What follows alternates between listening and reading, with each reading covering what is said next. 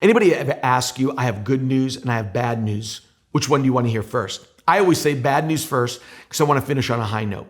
So that's what I'm going to do today on the 260 journey as we open up Romans 8. Bad news and then the good news. Romans 8:26, let me read it to you.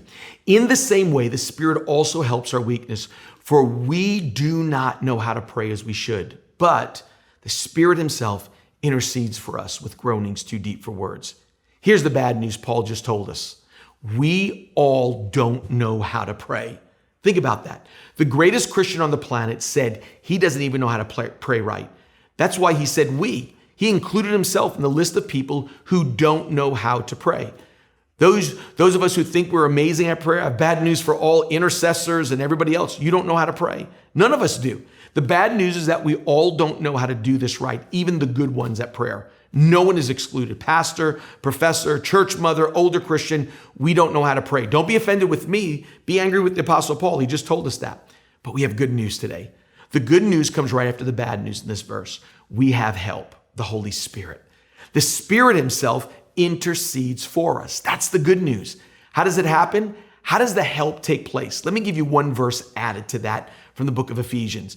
Ephesians 3:20 says, now to him who is able to do far more abundantly beyond what we ask or think, according to the power, that's the Holy Spirit, that works in us. What Paul was saying was God takes our ask and makes it better and bigger than we can ever articulate in words and prayer.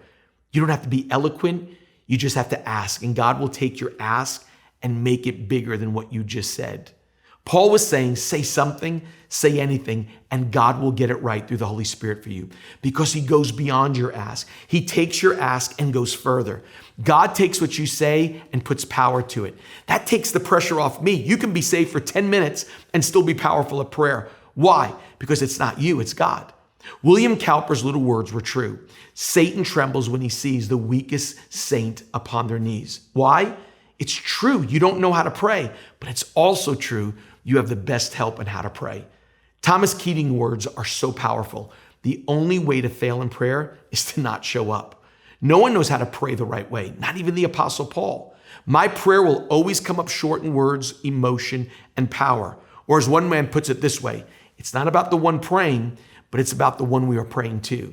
See, God is committed to taking my simple, silly prayer words and adding power to them.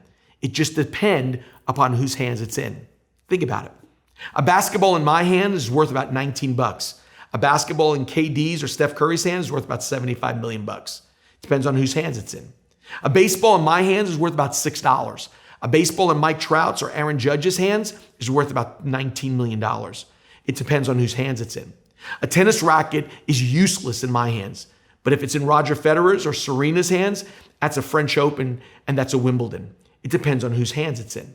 A rod in my hands may keep away a wild animal, but a rod in Moses' hand will part the mighty Red Sea. It depends on whose hands it's in. A slingshot in my hands is a kid's toy. A slingshot in David's hand is a mighty weapon to take down a giant. Depends on whose hands it's in. 2 fish and 5 loaves of bread in my hands is a couple of fish sandwiches. 2 fish and 5 loaves of bread in God's hands will feed 5,000 people. It depends on whose hands it's in.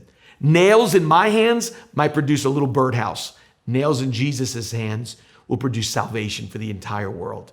Depends on whose hands it's in. See, your prayer is in God's hands. And if it's in God's hands, it's in good hands. That makes the bad news not that bad because the good news is really, really good. Thanks for joining the 260 Journey.